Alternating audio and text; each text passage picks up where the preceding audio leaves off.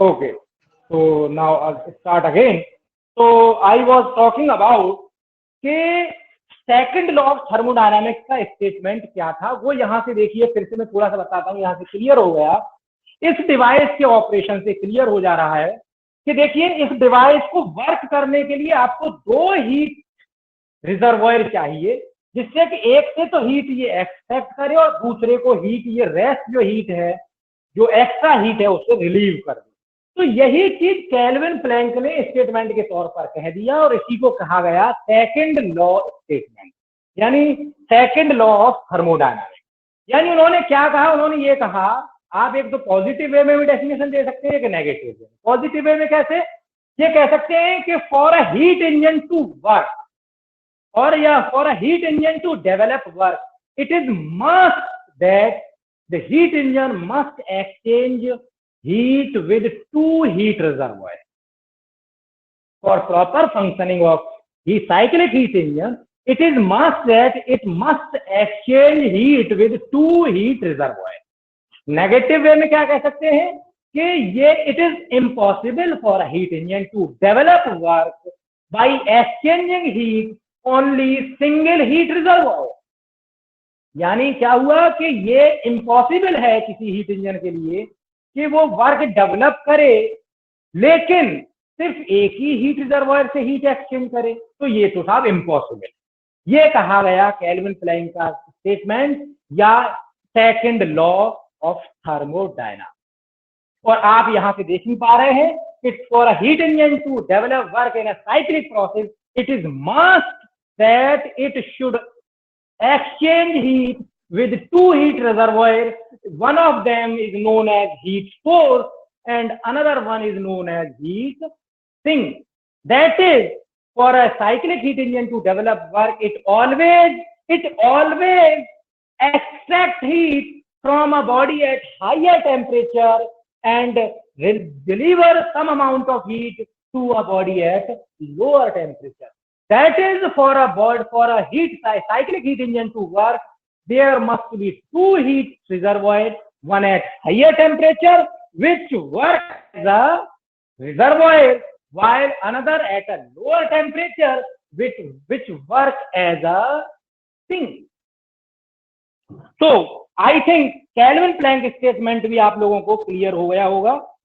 Kelvin Planck statement, और यहां पर केल्विन प्लैंक स्टेटमेंट के साथ में क्लियरली लिख लीजिए, Kelvin Planck statement is for heat engine. इसके बाद में देखिए रेफ्रिजरेटर आने वाला है यहीं पर। तो कभी कभी ये भी इंटरव्यूज वगैरह में या अदर एग्जाम का क्वेश्चन, छोटा सा क्वेश्चन, बहुत छोटा क्वेश्चन है भाई, लेकिन आपके लिए अभी ये अच्छा क्वेश्चन है, तो आप इसको टिक करके रखें कि Kelvin Planck statement is valid for heat engine. और समटाइम क्वेश्चन में asked in reverse that is heat engine works on Kelvin Planck statement. जो हीट इंजन है उनकी वर्किंग जो डिपेंड करती है वो केल्विन प्लैंक स्टेटमेंट पर वर्क करती है। इसके बाद में हम तुरंत आएंगे रेफ्रिजरेटर। तो चाहे तो रेफ्रिजरेटर से पहले हम क्लॉसियस स्टेटमेंट पढ़ सकते हैं। तो यहां से आप लोग इजीली समझ लीजिए कि जो क्लॉसियस स्टेटमेंट है उसकी कह रहे हैं हम रेफ्रिजरेटर पढ़ेंगे। तो इसका मतलब ये हुआ Clausius statement is valid. Clausius statement भी क्या है? Clausius statement is also known as Clausius statement for second law of thermodynamics. That is, Clausius statement of second law of thermodynamics is valid for or is applicable for refrigerator. That is, functioning of refrigerator or working of refrigerator is based on Clausius statement. Functioning of refrigerator is based on Clausius statement. Clausius statement of second law of thermodynamics. Clausius statement of second law. यानी refrigerator जो based होते हैं वो Clausius statement पर based होते हैं। तो चाहे तो क्लॉसियस स्टेटमेंट को पढ़ ले पहले या रेफ्रिजरेटर के बारे में देख लें। देखिए रेफ्रिजरेटर क्या है, देखिए साइक्लिक प्रोसेस डिवाइस को मैं कुछ इस तरीके से बनाऊंगा। फॉर एग्जांपल ये एक हीट इंजन है अभी मेरे लिए थोड़ी देर के लिए, this is an heat engine. कि इसमें क्या है कि हीट एक हीट सोर्स से, दैट इज ये टेम्परेचर T1 पर है Q अमाउंट ऑफ हीट यहां से नीचे की तरफ आ रही है, Q1 अमाउंट, और ये जो है टेम्परेचर 2 पर हीट है Q2।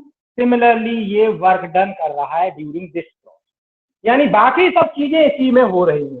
बाकी सब चीज इसमें क्या हो रही है, हीट यानी बॉइलिंग हो रही है, देन स्टीम में गई, वो टरबाइन में गई, टरबाइन के बाद में रेस्ट हीट एक्सचेंजर में गई, तो हीट एक्सचेंजर में ये आपका हीट यहाँ पर रिलीव हुई, फिर उसके बाद में पंप के थ्रू वापस नीचे चली गई।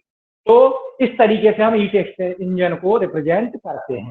हीट इंजन को अक्सर हम क्लॉकवाइज साइकिल के थ्रू इस तरीके से बनाते हैं। सिमिलरली जो आपका रेफ्रिजरेटर है, या इसी को हम हीट पंप भी कहेंगे, अभी रेफ्रिजरेटर पढ़िए सिर्फ आप रेफ्रिजरेटर। रेफ्रिजरेटर क्या करता है, रेफ्रिजरेटर में क्या है आप लोग भी जानते हैं कि रेफ्रिजरेटर आपका, फॉर एग्जांपल आपकी एसी की बात करें तो एसी क्या करता है, अपने रूम में से हीट को निकालता है, रूम में से हीट को एक्सट्रैक्ट करता है और बाहर एटमॉस्फेयर में छोड़ देता है। तो इसका मतलब क्या हुआ कि आपके मेरे रूम के बाहर, मेरे चैम्बर के बाहर टेम्परेचर हाई हो जाएगा और मेरे चैम्बर के अंदर टेम्परेचर लो हो जाएगा। That is refrigerator, for example in my case, is working to deliver और extract heat from this lower temperature region to high temperature region. यानी रेफ्रिजरेटर किस तरीके से वर्क करेगा, यानी रिवर्स हो जाएगी। जो वर्क इस हीट पंप में क्या हो रहा था, इसमें हीट इंजन में क्या हो रहा था, हीट हायर टेम्परेचर से आ रही थी, लोअर टेम्परेचर में जा रही थी, during this work is delivered, while in that particular case work is consumed. Refrigerator में क्या होगा, वर्क कंजम्पशन होगा, वर्क इनपुट होगा, वर्क इनपुट होगा तो पूरी साइकिल रिवर्स हो जाएगी, यानी हीट इनपुट होगी, Q2 amount of heat extract करेगा और इस हीट को डिलीवर कर देगा बाहर हाई टेम्परेचर।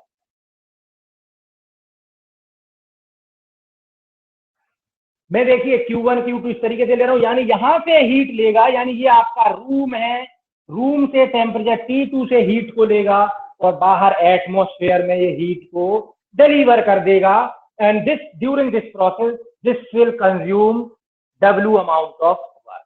और इस तरीके से इसकी प्रोसेस को फिर हम इस तरीके से रिवर्स में शो कर देंगे प्रोसेस को, बिल्कुल जैसे इधर क्लॉकवाइज दिखाया था जैसे एंटी क्लॉकवाइज इस तरीके से हम शो कर देंगे। ये आपकी प्रोसेस हो गई इन दिस वे। तो ये है आपका refrigerator, that is refrigerator will develop. या रेफ्रिजरेटर क्या कर रहा है कि हीट हाई टेम्परेचर से लो टेम्परेचर की तरफ ट्रांसफर कर रहा है। सिमिलरली कुछ लोग रेफ्रिजरेटर को ही साथ में ही पढ़ते, रेफ्रिजरेटर और हीट पंप। तो देखिए यही डिवाइस मेरी रेफ्रिजरेटर भी है और यही डिवाइस मेरी हीट पंप भी है। There is no difference between working of heat pump and refrigerator. The working of both are exactly similar. What is the difference then? तो डिफरेंस देखिए बड़ा सिंपल है। डिफरेंस ये है कि जो मेरे रूम में बैठे हैं लोग, उनको ये डिवाइस कैसी दिखेगी, रेफ्रिजरेटर जैसा वर्क करती दिखेगी कि यहाँ पर कूलिंग हो रही है, और जो मेरे रूम के बाहर बैठे होंगे उनको ये कैसी दिख रही होगी, as a heat pump. Heat pump का क्या काम होता है, टेम्परेचर रेज करना। तो जहां पर ये हीट को छोड़ रहे हैं, यानी अगर कोई स्टूडेंट यहां बैठा हुआ है, स्टूडेंट 1 यहां बैठा हुआ है और स्टूडेंट 2 यहां बैठा हुआ है, तो स्टूडेंट 2 के लिए this device will act as a refrigerator, while for student 1 this will work as a heat pump.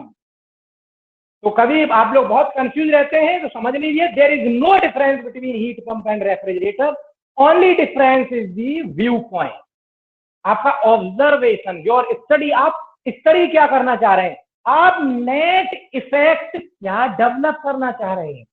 आपका टारगेट है इस रूम, टारगेट है कि हमारा रूम जो है कूल होना चाहिए, तो आप अगर यहाँ से हीट निकाल कर बाहर फेंक रहे हैं और इस रूम की स्टडी कर रहे हैं, then this will room cool down, तो आप उस डिवाइस को कहेंगे रेफ्रिजरेटर। और आप उल्टा कर दें कि बाहर की हीट को ला करके इस रूम में डालना शुरू कर दें, डिवाइस वही है बस उसका चेंज कर दें, इस चीज को इधर कर दें, इसको इधर कर दें, तो क्या हो जाएगा, इसको इधर कर दें, जिधर हीट फेंक रहा है, हीट फेंकने वाली पाइप को रूम के अंदर कर दें और हीट खींचने वाली पाइप को रूम के बाहर कर दें, वही हो जाएगा आपका हीट पंप। तो आई थिंक हीट पंप और रेफ्रिजरेटर में डिफरेंस आपको क्लियर समझ में आ गया, that is both are same, only difference in the view point और दी पॉइंट ऑफ स्टडी। क्या स्टडी करना चाह रहे हैं? अब आप यहां पर similarly again apply the first law of thermodynamics. देखिए बार बार फर्स्ट लॉ जरूर लगाना पड़ रहा है, फर्स्ट लॉ लगाएंगे तो क्या हो जाएगा, वर्क डन, यानी वर्क अब नेगेटिव में है, work is done on the system is equal to heat out of the system minus Q, heat in of the system Q2. This will again comes as W equal to Q2 minus Q1. First second law of thermodynamics का इसे equation से ये refrigerator और heat pump का equation develop हो गया। इसमें हम बात करते हैं इसमें जो हम बात करते हैं इसमें एफिशिएंसी की बात नहीं करते, इसमें बात करते हैं by the way coefficient of performance, COP, coefficient of performance, coefficient of performance. ये क्या होता है? कोएफिशिएंट ऑफ परफॉर्मेंस होता है आपका जो आपका डिजायर्ड इफेक्ट है, coefficient of performance is equal to desired effect upon work done, desired effect upon work done. अगर ये आपकी रेफ्रिजरेटर है तो रेफ्रिजरेटर के केस में सीओपी क्या हो जाएगी, सीओपी अगर आप इसको रेफ्रिजरेटर ले रहे हैं तो रेफ्रिजरेटर में सीओपी क्या होगी, आपका डिजायर्ड इफेक्ट क्या है, heat extraction, that is Q2, तो आप कहेंगे Q2 upon W, Q2 upon W, और W निकल करके ये आ गया, यानी सीओपी हो जाएगी आपकी Q2 upon Q2 minus Q1, Q2 upon Q2 minus,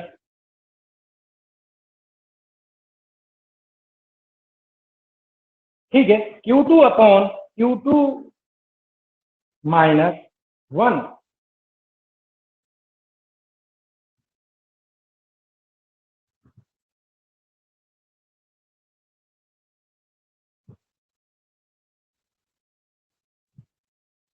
ठीक सिमिलरली अगर आप कहें COP of heat pump, COP of heat pump, तो हीट पंप में डिजायर्ड इफेक्ट क्या है आपका, Q1, तो सीओपी हो जाएगी Q1 अपॉन,